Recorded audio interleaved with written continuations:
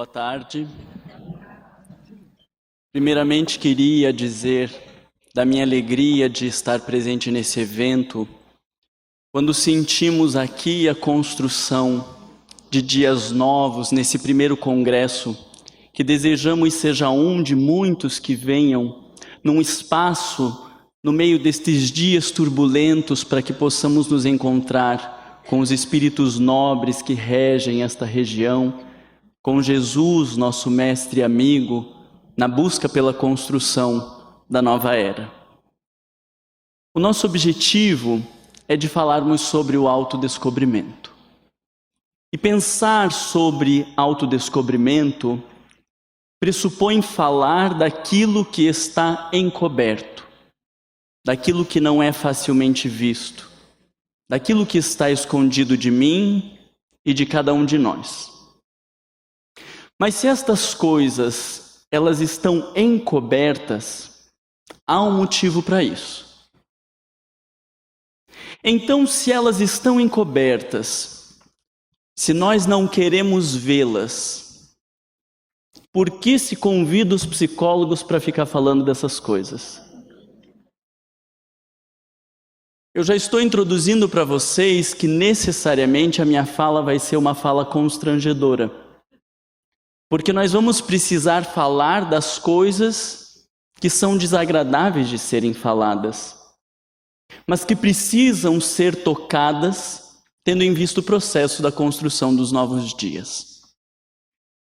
Carl Gustav Jung, psicólogo e psiquiatra suíço, diz que aquele que não atravessa o inferno das suas paixões também não as supera.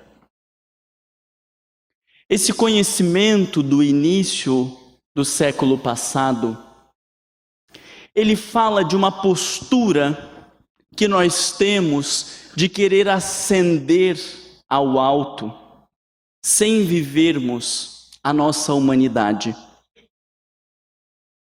E o problema é que desenvolvemos os aspectos intelectuais, teorizamos a respeito do comportamento e da moral humana, mas a nossa condição ainda inferior não acompanha o desenvolvimento do raciocínio.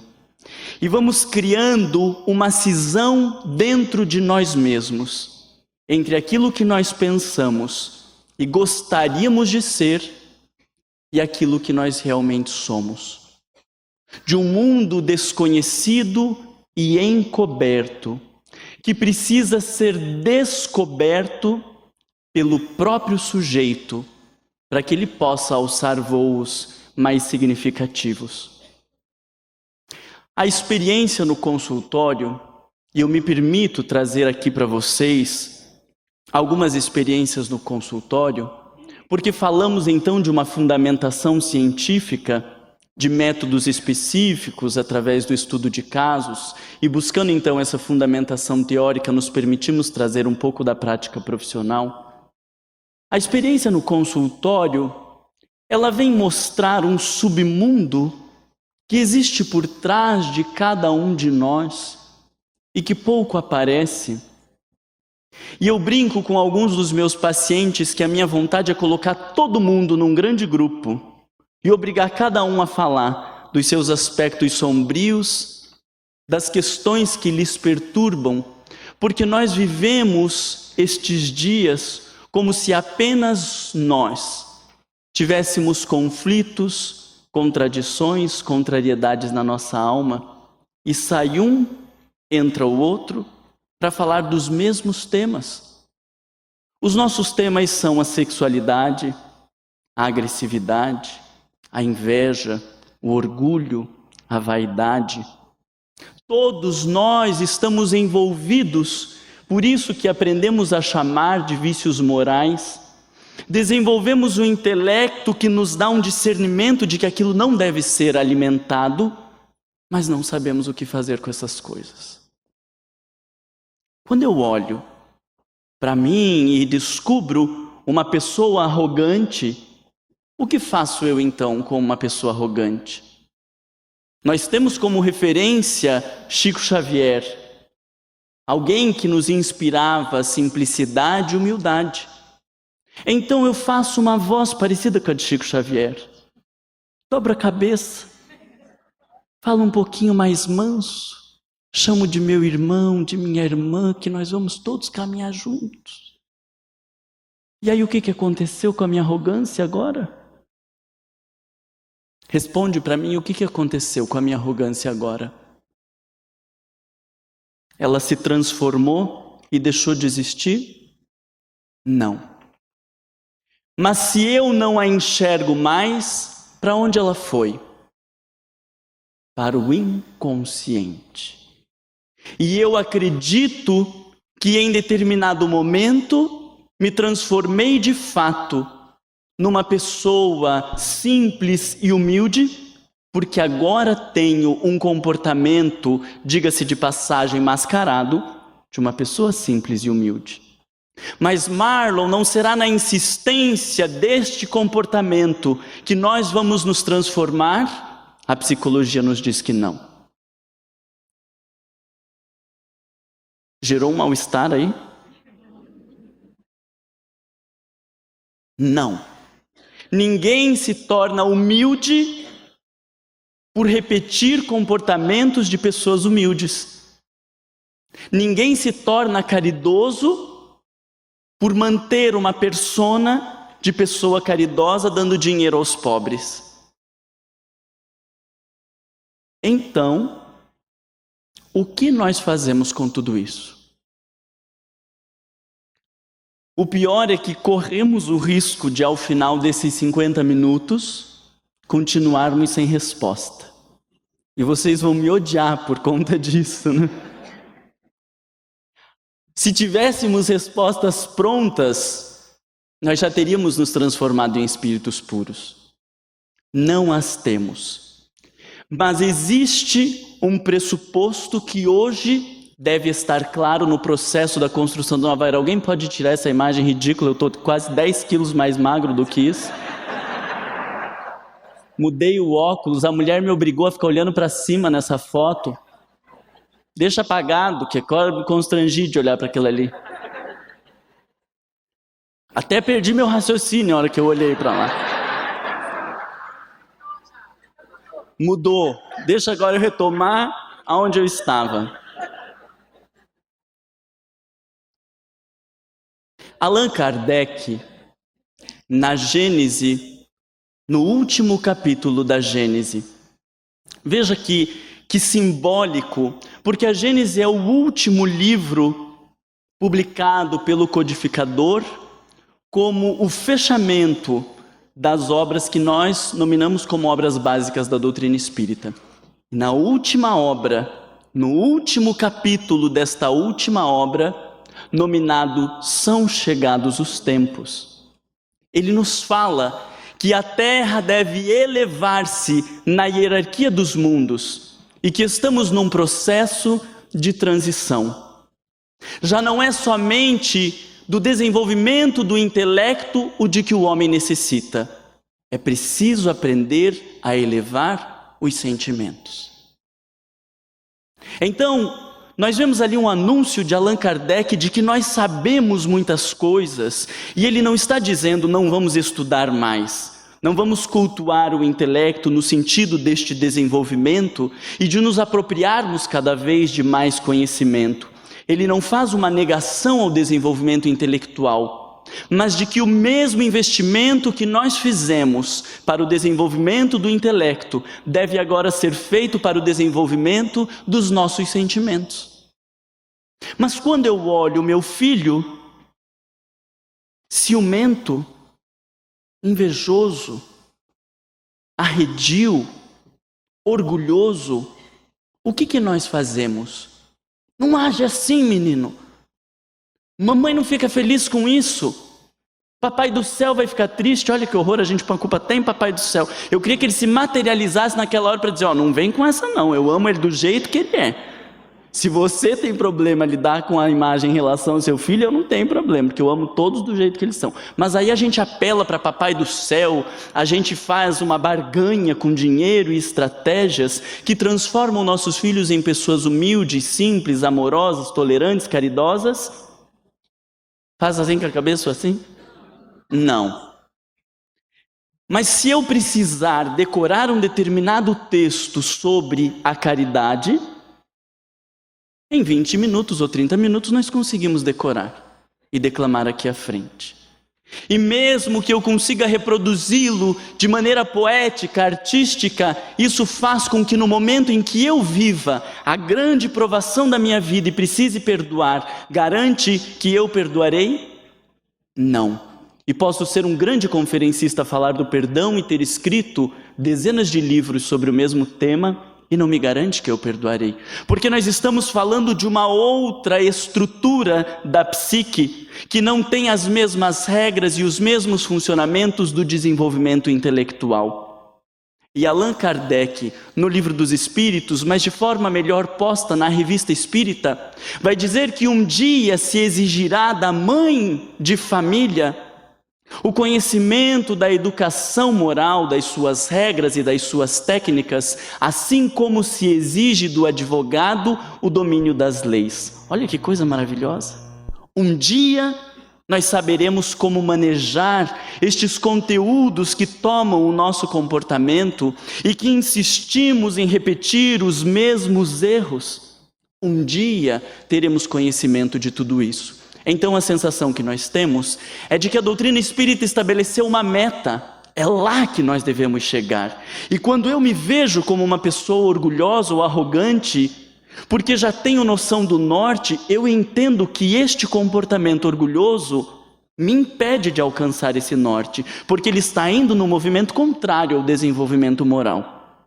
A doutrina espírita ou a religião de maneira geral estabelecem um norte. Mas como nós vamos realizar o passo a passo neste processo do norte? Isso compreendemos que seja a tarefa da psicologia. Da psicologia que Allan Kardec já antevia quando subtitulava a Revista Espírita como Jornal de Estudos Psicológicos.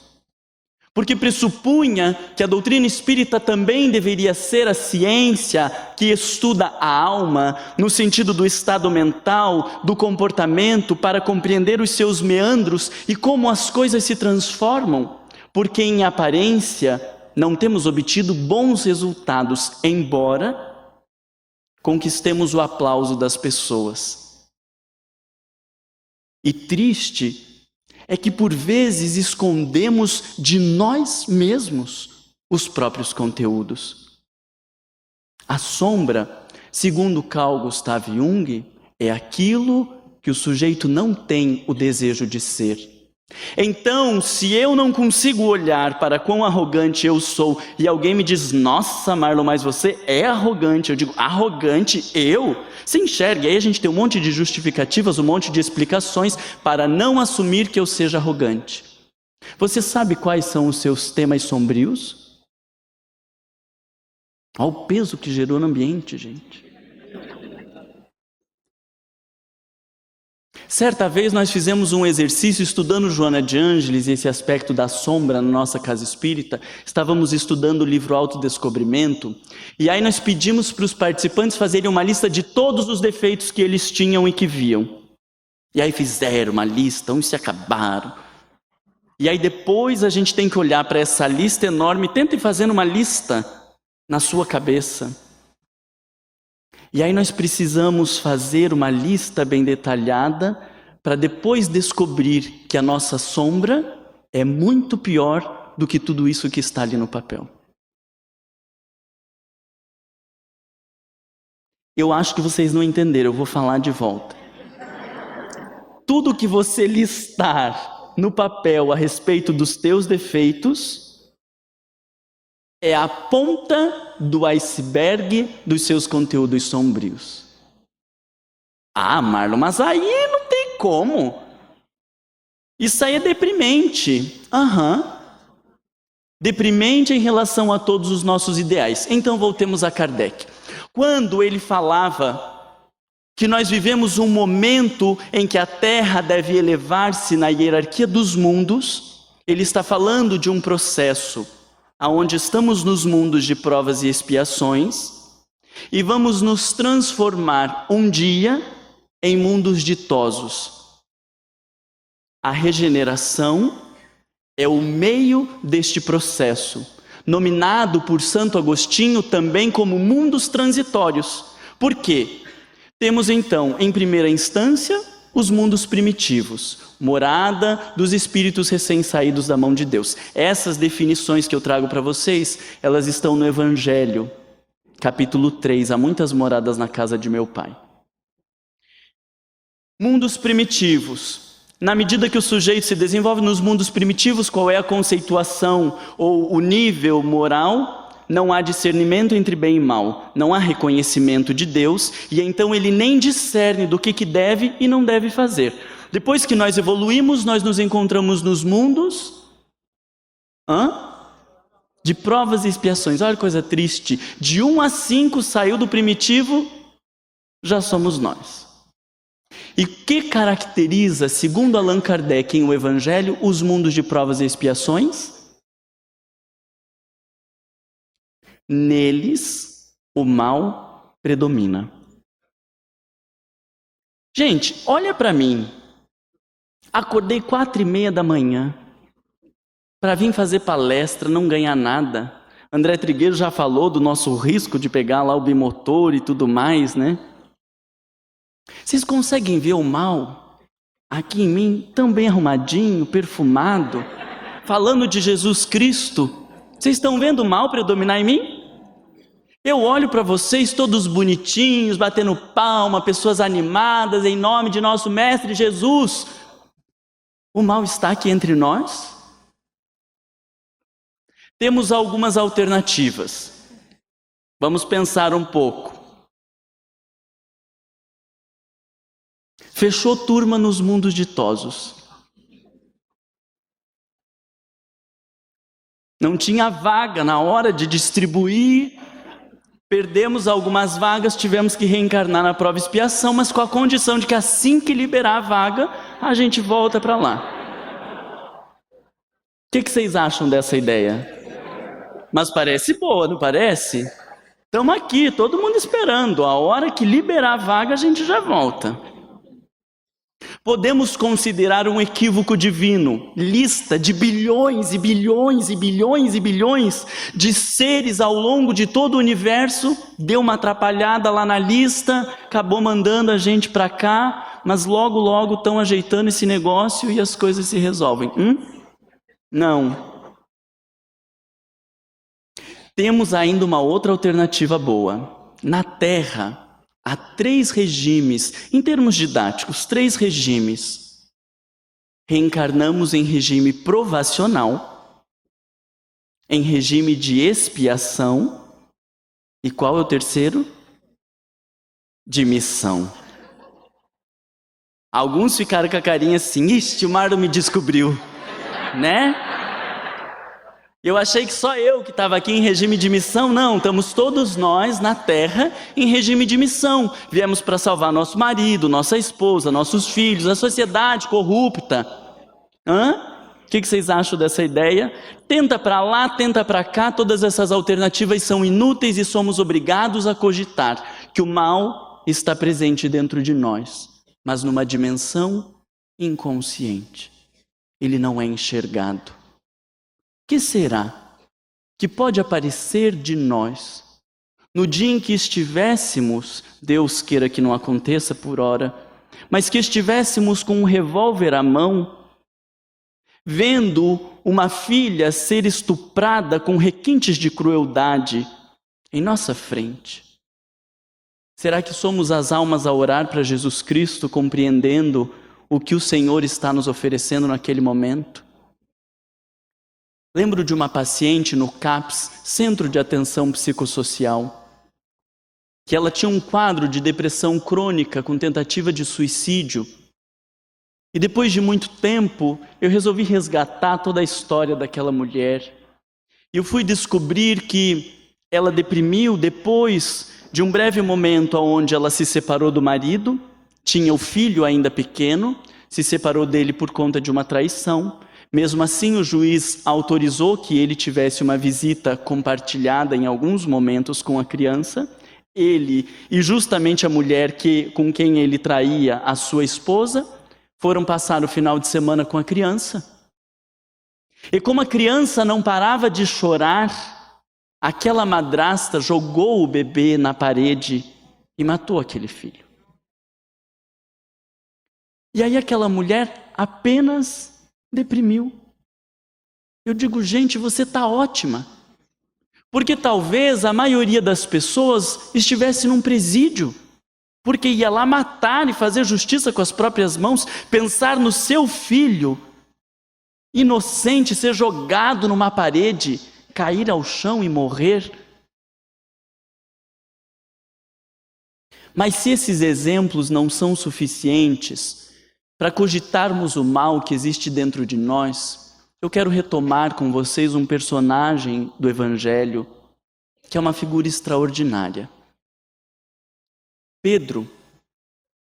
No episódio que ficou conhecido como a negação de Pedro, numa descrição muito pequena nos evangelhos, mas com muito mais detalhes no livro A Boa Nova, ditado pelo Espírito Humberto de Campos, psicografado por Chico Xavier, no capítulo também de mesmo título, Pedro estava ali tentando se sobressair em relação aos demais. Jesus olha para Pedro e diz, Pedro, baixa a bola. Vocês estão vendo? É uma riqueza, né, o meu vocabulário para descrever o Evangelho. Né? Eu tenho uma memória extraordinária e aí eu descrevo ipsis literis o que Jesus falou, trazendo para o momento à época. Né? Então ele dizia assim, Pedro, baixa a bola, Pedro.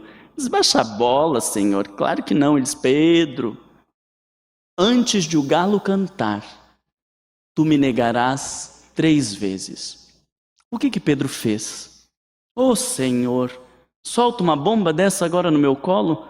Vou ter que meditar, pensar nisso que o Senhor está falando. Que história é essa de negar? Será que posso mesmo? Foi isso que Pedro fez? Não. Eu? Todos podem te negar.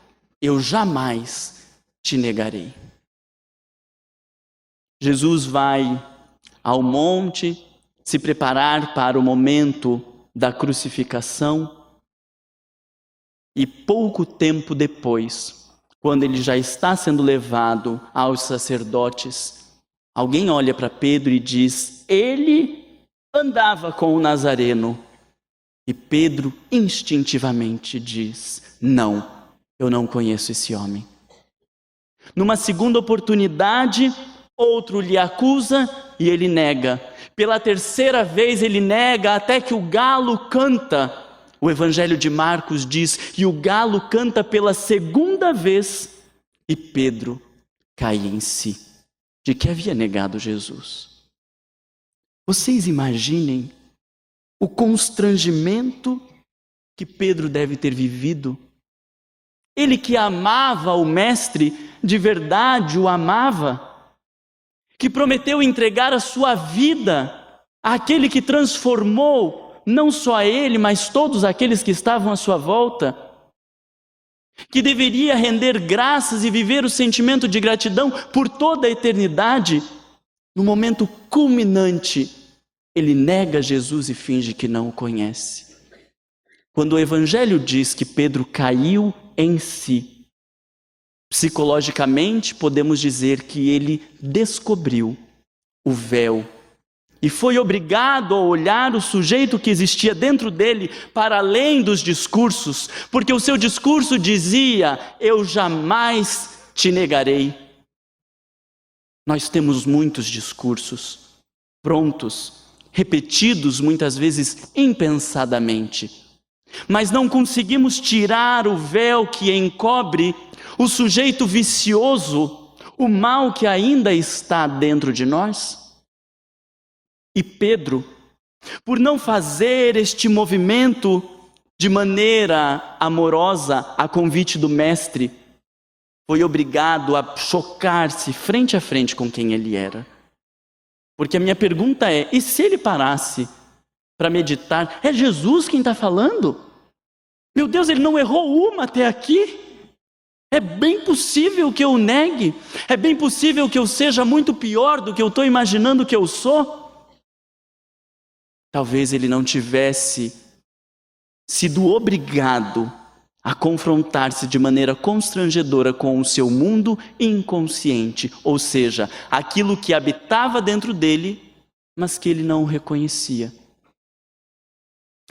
Antes da saída para o Getsemane, isso é narração de Humberto de Campos, porque não está no Evangelho.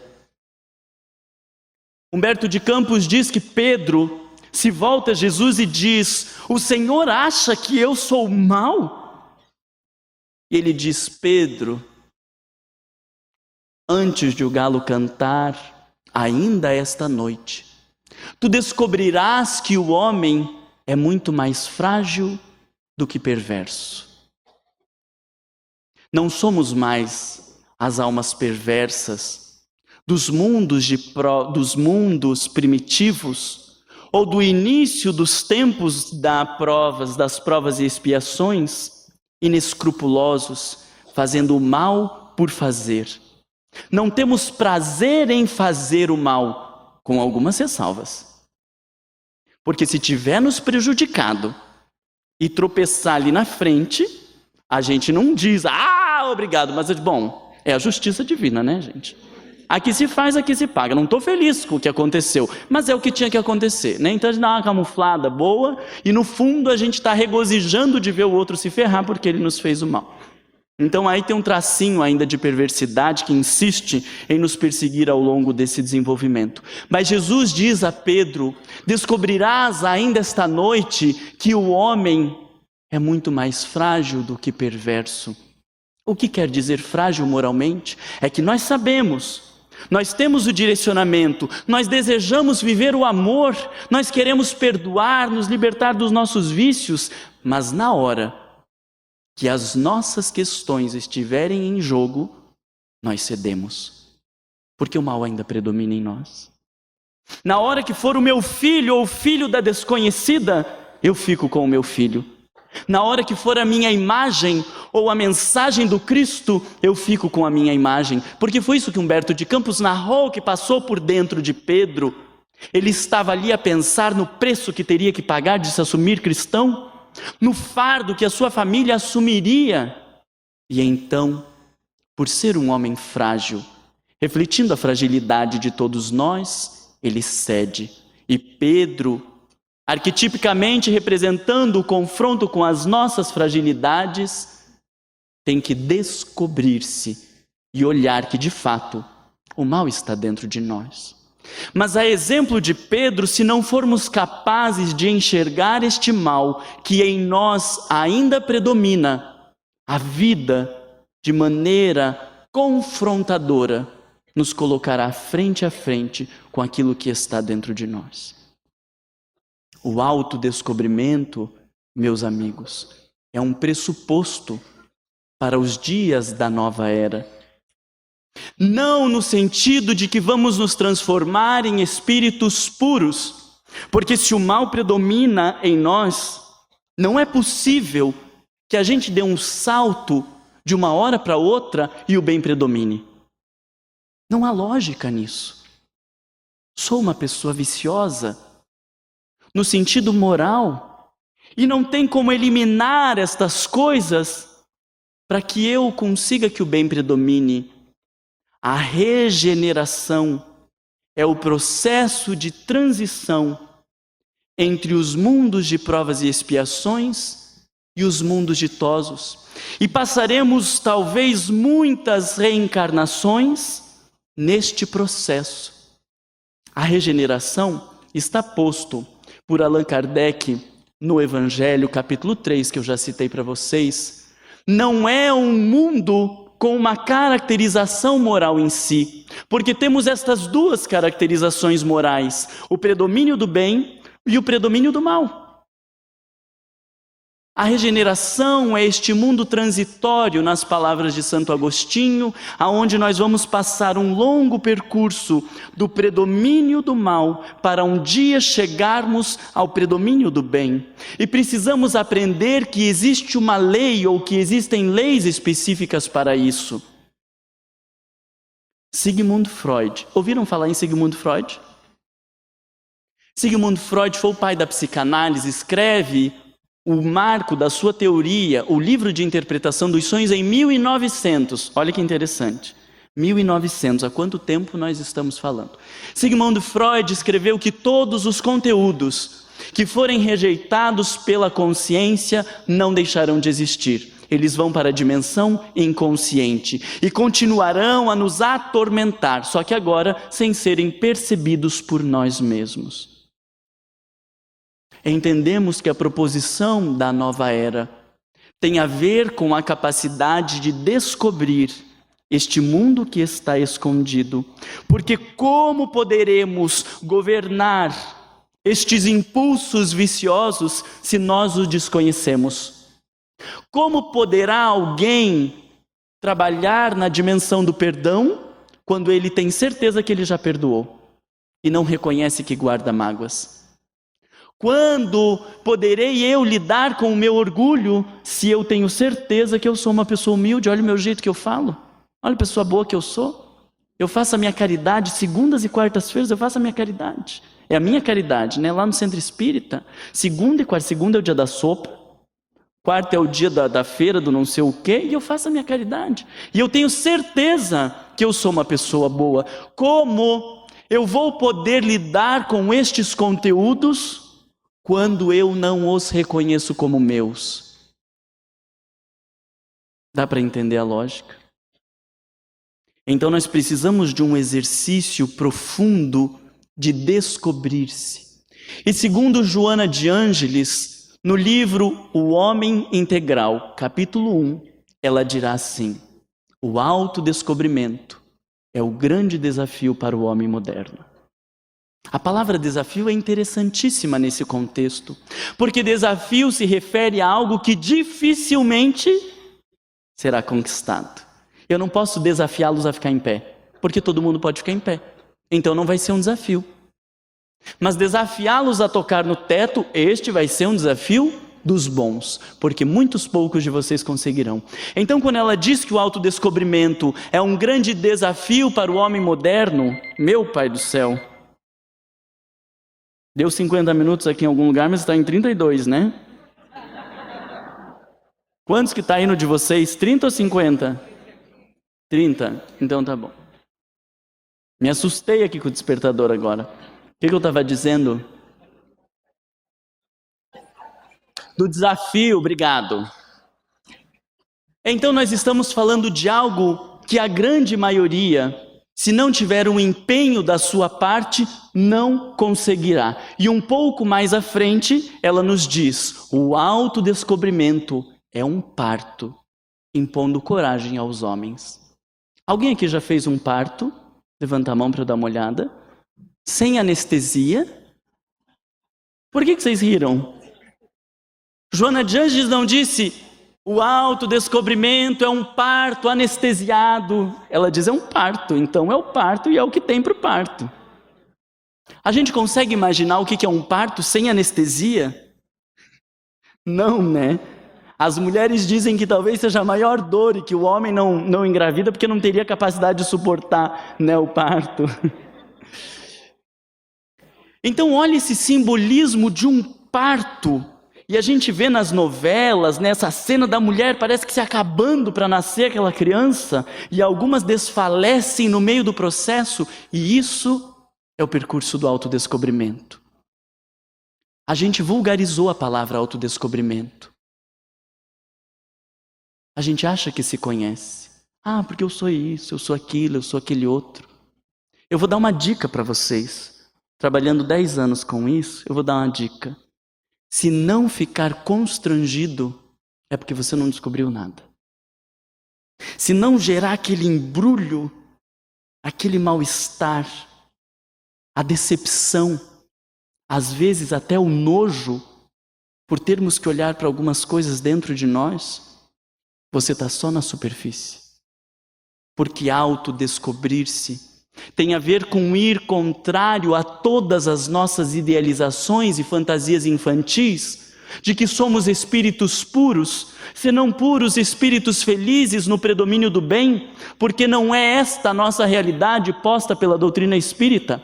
Somos almas comprometidas com o passado, um mundo de equívocos internos camuflados, que não podem ser vistos, que às vezes são vistos.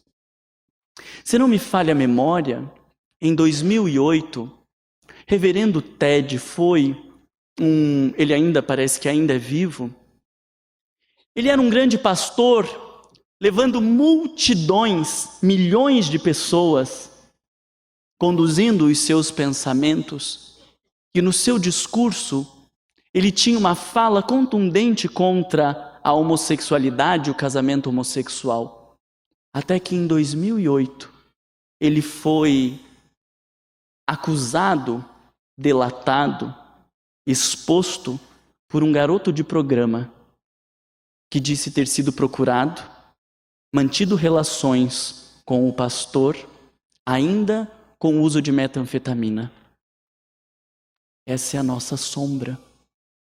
Aquilo que nós combatemos, aquilo que nós odiamos, aquilo que falamos e criticamos dos outros, fala muito mais do mundo que existe dentro de nós do que imaginamos.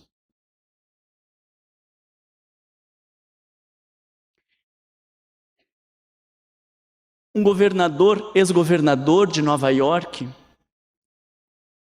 teve um discurso, isso em 2006, um discurso de que assumiria aquele estado e limparia a prostituição, limparia aquele lugar da prostituição, até que, nesta data, foi descoberto envolvido numa grande rede, fazendo uso de prostitutas de luxo. Estes são os mundos encobertos dentro de nós mesmos, que se não conseguirmos olhar para ele de maneira gentil, corajosa, encontrando estes aspectos sombrios que estão dentro de nós, a vida nos confrontará. O início de uma nova era, no nosso entendimento, ele não se dá pela construção de máscaras de pessoas boas.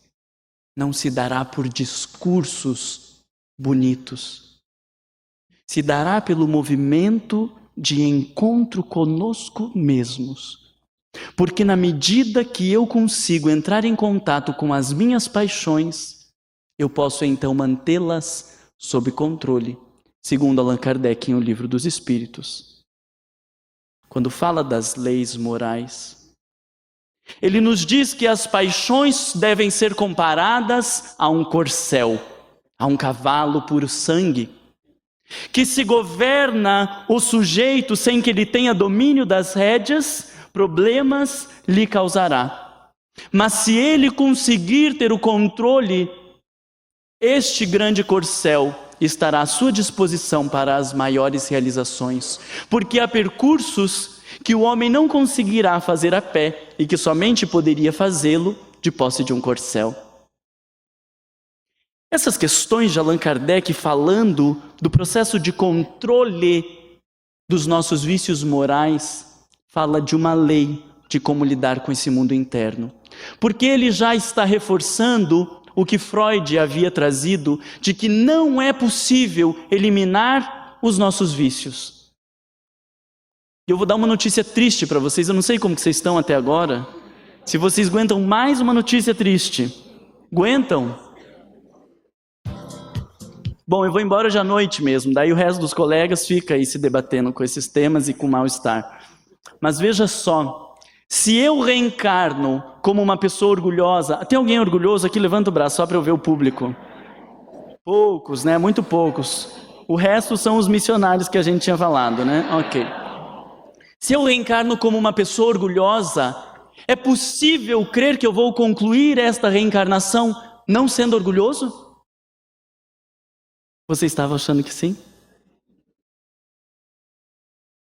Se eu sou invejoso, que literatura me faz acreditar, que literatura segura me faz acreditar que eu posso terminar esta encarnação sem ser invejoso?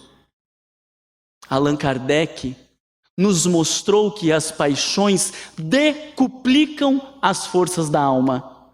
Elas nos tornam mais fortes quando são por nós governadas. Se fosse possível eu eliminar a inveja, se fosse possível eu eliminar o ciúme, a arrogância, o orgulho, eu estaria jogando fora uma força da alma. Agora o Marlon pirou de vez. Vocês conseguiram acompanhar o raciocínio? Eu não sei se eu estou me expressando direito. Se vocês estão querendo fingir que não estão entendendo nada. Mas é indesejável que eu elimine a inveja, o orgulho, o ciúme, a raiva, porque são potências da alma, mas elas estão descontroladas. São forças que nos conduzem, mas como o corcel que Kardec se referia, se não tivermos as rédeas na mão, elas atuam gerando prejuízos, e estes prejuízos nós chamamos de vícios morais. Mas se nós soubermos pegar as rédeas, eles vão atuar a nosso favor. Marlon do céu, o que é o ciúme atuando a nosso favor? Até hoje nós tivemos posto o discurso de que tem que eliminar o ciúme. Ele é um vício, ele é um defeito. Tem que engolir esse negócio. Depois ele explode lá dentro, faz câncer, essas coisas, mas daí a gente não discute, porque daí é com o médico, não tem nada a ver com isso, né? O importante é agora não se mostrar assim. Perceba que pegar as rédeas do cavalo e conseguir conduzi-lo quer dizer conhecer esse animal, o seu potencial, como que ele funciona para que eu coloque-o a meu favor. Vamos pegar esse exemplo simples do ciúme. O que é o ciúme enquanto energia da alma? O medo de ser abandonado. O reconhecimento de que aquela pessoa é muito importante na minha vida. De que eu quero estar com ela todos os dias, todos os minutos. E que quando chega alguém que dentro da minha fantasia ameaça a minha relação com aquela pessoa, eu me desespero. Mas se parar para pensar, é um impulso divino. É uma manifestação de amor que está adulterada. Porque por eu não conseguir lidar com essa insegurança, por eu não reconhecer os meus valores e o vínculo que eu estabeleci com essa pessoa, a construção que nós fizemos, eu tenho medo de que ela vire as costas e me troque por qualquer um. Mas é uma manifestação do amor que está adulterada. O que é a vaidade? A vaidade é um lixo que precisa ser jogado fora? Não. Quando eu me arrumo para vir fazer uma palestra, colocar um blazer, uma roupa, arrumar o cabelo, aí tem vaidade. A vaidade vai se extrapolando e se perdendo e se adulterando.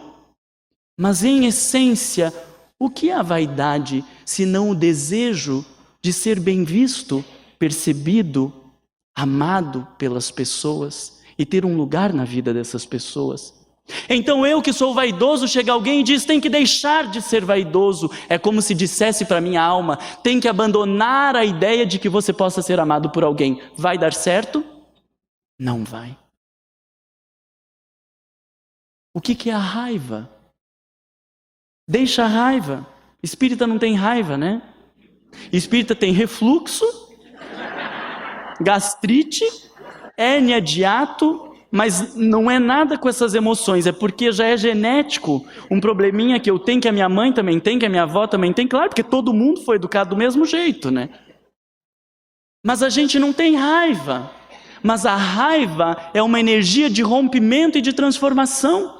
Se fosse possível eliminar da minha vida, não teriam grandes transformações, porque é com a raiva que nós construímos um mundo melhor também. Com este impulso de indignação é que nós transformamos muitas coisas. rompemos com relações que não são saudáveis, buscamos novos empregos.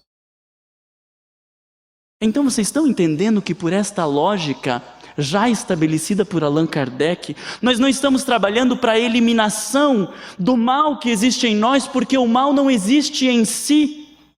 O mal é apenas a energia pulsante dentro de nós, adulterada pelo ego, que não sabe como conduzi-la. Como um sujeito sentado no cavalo e que não tem a menor noção de como conduzir esse corcel, mata-se o corcel? Não mata, usa a seu próprio favor. E aqui poderíamos destrinchar todos os vícios morais, falando também da gula e da luxúria, como pulsões da alma. O que é o impulso desgovernado do sexo, senão o desejo de vinculação, o medo de ser abandonado, rejeitado, de não ter um lugar no mundo, de não ser importante para ninguém? Mas se torna compulsão porque a minha alma busca vínculo e o sexo não proporciona este vínculo, então eu busco de volta, eu busco de volta, eu busco de volta. Adianta dizer para o sujeito, toma um remédio, castra, faz alguma coisa porque você está se desgovernando com o sexo? Não, porque o sexo é a energia da alma, é o amor em rudimento que está buscando expressão em vinculações significativas. E se fosse possível ser eliminado, nós estaríamos eliminando uma força capaz de decuplicar a alma. Então nós vamos organizando estes comportamentos que antes eram tidos como viciosos, para conduzi-los na nossa vida.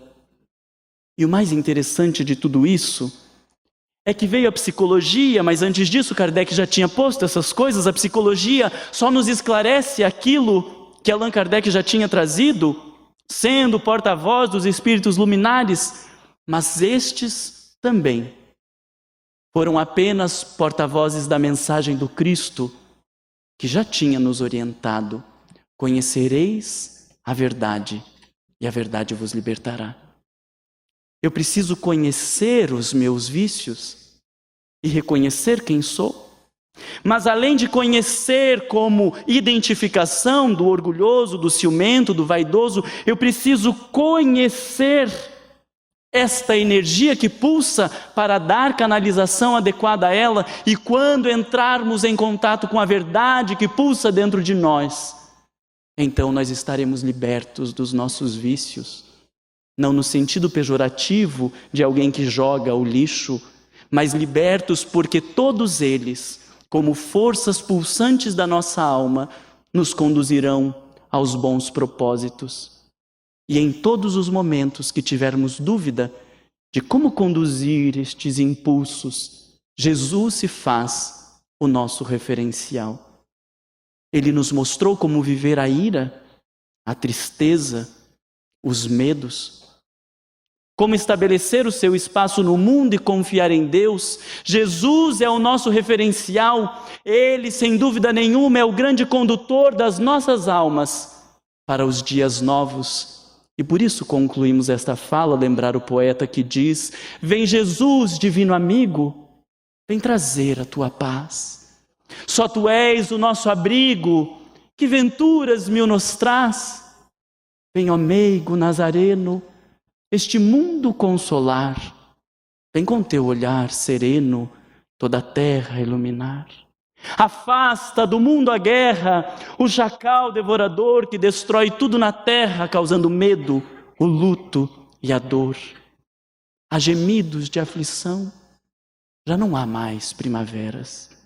Criancinhas pedem pão e homens lutam como feras. Vem, Senhor, vem reflorir os caminhos. Vem, Senhor, vem acalmar corações, exterminar a dor e fazer calar os canhões. Vem, Senhor Jesus, iluminar consciências e fazer feliz o nosso mundo.